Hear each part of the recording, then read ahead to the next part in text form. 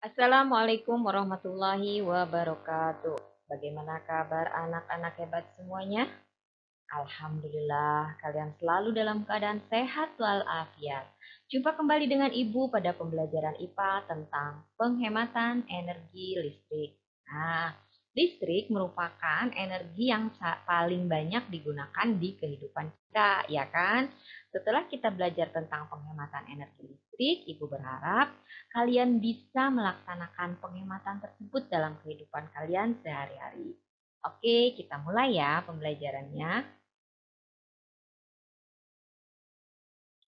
Sumber energi listrik. Listrik adalah sumber energi yang disalurkan melalui kabel. Ada dua jenis muatan listrik, yaitu positif dan negatif. Sumber energi listrik adalah benda yang dapat menghasilkan arus listrik.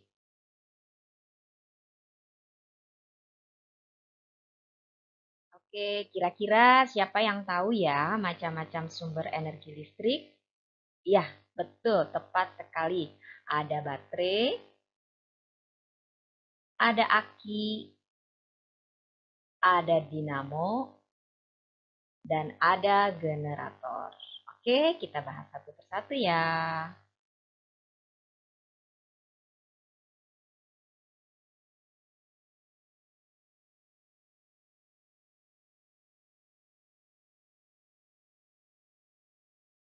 Baterai.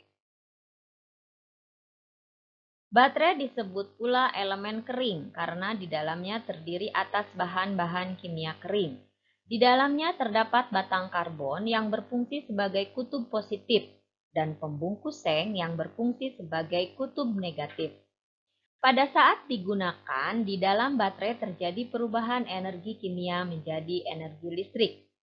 Baterai disebut juga elemen primer karena tidak dapat digunakan kembali setelah habis energinya.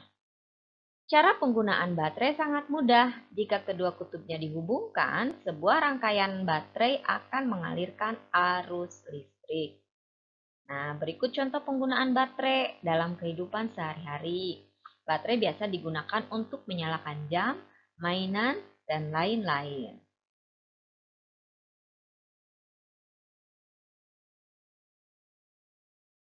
Aki akumulator.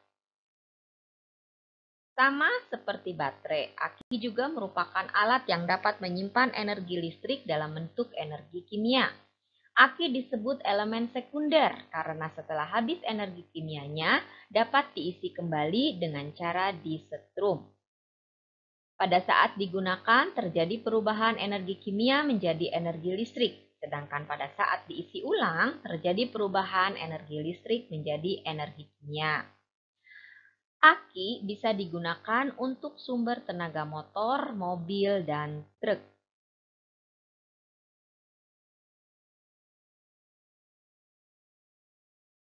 Akumulator atau aki terdiri atas lempengan logam timbal dan timbal peroksida yang dicelupkan ke dalam larutan asam sulfat. Di dalam akumulator, logam timbal dan timbal peroksida bereaksi dengan asam sulfat, sehingga hasil reaksi kimia itu lempengan logam menjadi kutub negatif dan lempengan logam peroksida menjadi kutub positif. Dinamo. Dinamo adalah alat yang berfungsi sebagai sumber energi yang mengubah energi gerak menjadi energi listrik. Contohnya dinamo yang sering kita gunakan untuk menyalakan lampu sepeda. Di dalam dinamo ada bagian pokok yang berupa magnet dan kawat kumparan. Salah satu dari keduanya dapat berputar.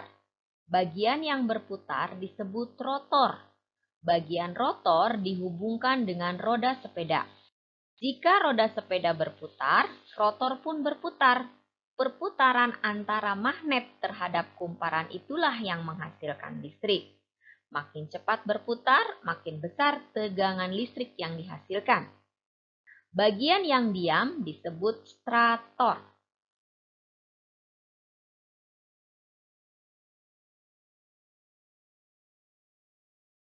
Generator. Sumber energi listrik dalam ukuran besar disebut mesin pembangkit listrik atau generator. Pada prinsipnya, cara kerja generator dan dinamo mempunyai kemiripan. Pada generator, bagian yang berputar disebut turbin.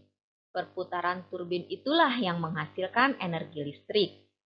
Turbin diputar dengan memanfaatkan tenaga air dari bendungan atau dam. Air dari suatu bendungan mempunyai energi potensial yang sangat besar. Energi potensial itulah yang digunakan untuk memutar turbin generator. Selain dari air, energi potensial juga bisa didapatkan dari angin, uap, atau nuklir. Penggunaan tenaga pemutar turbin inilah yang digunakan untuk memberi nama generator. Misalnya PLTA, pembangkit listrik tenaga air, PLTU, pembangkit listrik tenaga uap, PLTN, pembangkit listrik tenaga nuklir, PLTB, pembangkit listrik tenaga bayu atau angin, dan masih banyak lainnya.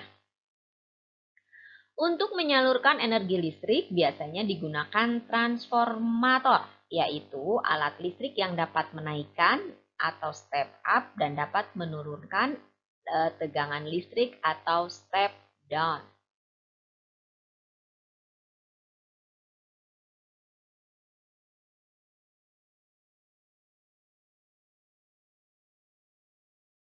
Energi listrik disalurkan ke berbagai tempat menggunakan sistem transmisi yang dinamakan saluran udara tegangan ekstra tinggi atau dikenal dengan nama SUTET. Setelah melalui SUTET yang melintasi wilayah pegunungan atau hutan, energi listrik kemudian masuk ke gardu induk. Di gardu induk, listrik diturunkan tegangannya. Kemudian, energi listrik disalurkan ke gardu-gardu distribusi dan diturunkan kembali tegangannya. Kemudian disalurkan ke rumah-rumah warga. Jadi, terang deh rumahnya.